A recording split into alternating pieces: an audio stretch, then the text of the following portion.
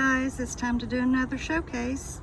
Today we're doing another item besides a painting again. We have another jar here with a lid, and we have a whole different color scheme though, and I think it's just as pretty, but just in a different way than the last one. I will move it around here. The sun it's late in the day and the sun is going in and out, and they're calling for rain for the next few days, so I thought I'd better do this with what I've got going on out here. It's not the best, but I think you can pick up on the metallics in this.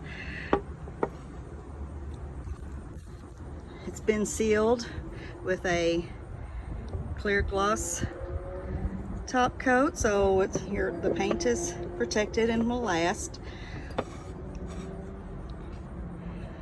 The lid doesn't fit tight like the other jar did, but it does fit on there good enough. But not if you're wanting to keep it airtight. It probably wouldn't serve for that purpose. But it is very pretty. This will not be added to my Etsy shop. I will be selling this hopefully at the upcoming live event that I'll be doing on the 25th of September. And if you're able to get there, I would love to see you.